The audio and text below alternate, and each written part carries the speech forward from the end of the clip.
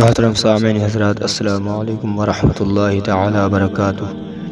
میں محمد افضل زواہدی آپ کے سامنے بے نمازی کا انجام پارٹ نمبر 6 لے کر آج آپ کی بارگاہ میں حاضر خدمت ہوا ہوں۔ جہنم کا سب سے ہلکا عذاب، جس کو جہنم کا سب سے ہلکا عذاب ہوگا اسے آگ کی جوتیاں پہنا دی جائیں گی، جس سے اس کا دماغ ایسے کھولے گا جیسے تانبے کی پتیلی میں کھولتی ہے، تانبے کی پتیلی کھولتی ہے۔ وہ سمجھے گا کہ سب سے زیادہ عذاب مجھ پر ہی ہو رہا ہے، حالانکہ اس پر سب سے ہلکا عذاب ہے، سب سے ہلکے درجے کا جس پر عذاب ہوگا۔ اللہ عز و جل اس سے استفسار فرمائے گا، اگر ساری زمین تیری ہو جائے تو کیا اس عذاب سے بچنے کے لیے تو سب فدیہ میں دے دے گا؟ عرض کرے گا ہاں۔ فرمائے گا جب تو آدم علیہ السلام کے پشت میں تھا تو ہم نے اس سے بہت آسان چیز کا حکم فرمایا تھا کہ کفر نہ کرنا، مگر تو نے نہ مانا۔ محترم سامعین حضرات، جہنم سے پناہ مانگا کریں۔ حدیث پاک میں ہے کہ جو بندہ جہنم سے پناہ مانگتا ہے، جہنم کہتا ہے یا اللہ عز و جل یہ مجھ سے پناہ مانگتا ہے تو اس کو پناہ دے۔ ہمارے مقدس اسلامی بھائیوں، آقا صلی اللہ تعالی علیہ وسلم ہم غلاموں کے سکھانے کے لیے کثرت کے ساتھ جہنم سے پناہ مانگا کرتے تھے۔ حضرت سیدنا عقیل بن ابو طالب رضی اللہ تعالی عنہ فرماتے ہیں کہ میں نے ایک بار مدینہ کے تاجدار، رسولوں کے سردار، نبیوں کے سالار، امت کے غمخوار صلی اللہ علیہ وسلم کے ہمراہ سفر کرنے کی سعادت حاصل کی۔ میں نے 3 ایمان افروز نظارے کیے جس سے میرے ایمان کو بڑی تقویت حاصل ہوئی۔ تاجدار مدینہ صلی اللہ علیہ وسلم نے قضاء حاجت کا ارادہ فرمایا اور چند درختوں کی طرف اشارہ کر کے مجھے حکم دیا کہ ان درختوں سے جا کر کہو کہ اللہ عز و جل کے رسول صلی اللہ علیہ وسلم کہتے ہیں کہ میرے واسطے پردہ ہو جاؤ، میں قضاء حاجت کا ارادہ رکھتا ہوں۔ میں گیا اور ابھی پیغام مصطفیٰ صلی اللہ علیہ وسلم کے الفاظ مکمل بھی نہ کیے تھے کہ وہ درخت جڑوں کو سمیٹ اور اکھڑ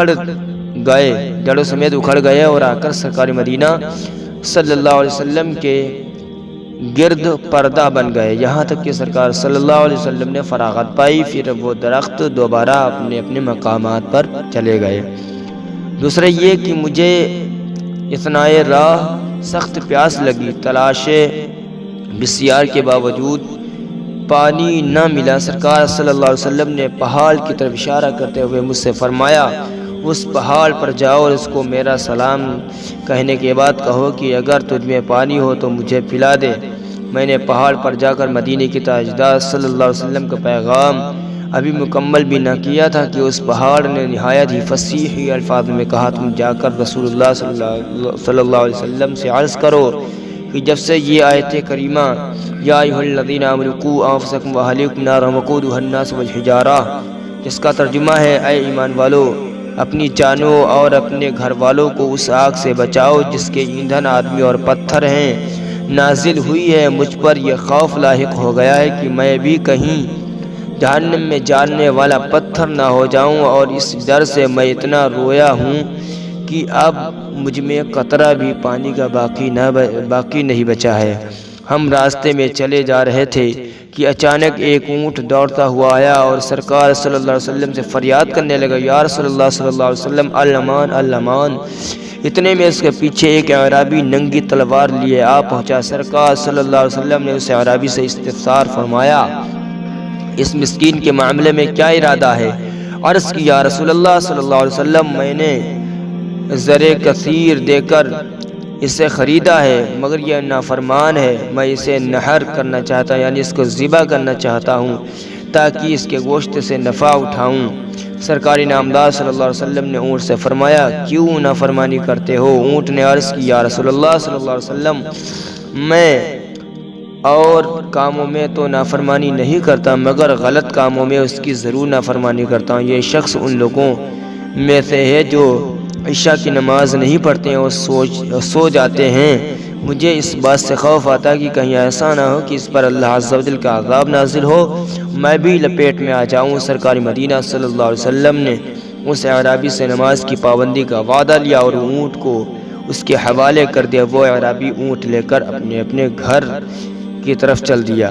تو محترم سامعین حضرات، آپ نے دیکھا کہ بے نمازی کا کس قدر انجام ہوتا ہے کہ اس سے جہنم سے اگر وہ پناہ مانگے تو جہنم بھی اللہ رب العزت کی بارگاہ میں عریضہ پیش کرتا ہے کہ مولا اس سے پناہ دے دے۔ اور بے نمازی کا انجام اتنا برا ہے کہ اسے جو جانور ہوتے ہیں وہ بھی اس سے دور بھاگتے ہیں بے نمازی سے۔ تو آپ سے گزارش ہے کہ نماز پنجگانہ ادا کرنے کی کوشش کریں اور اس آڈیو ریکارڈ کے اپنے دوستوں احباب تک پہنچانے کی واٹس ایپ پہ اور پہنچانے کی کوشش کریں، آپ کی بڑی مہربانی ہوگی۔ السلام علیکم ورحمۃ اللہ تعالیٰ وبرکاتہ۔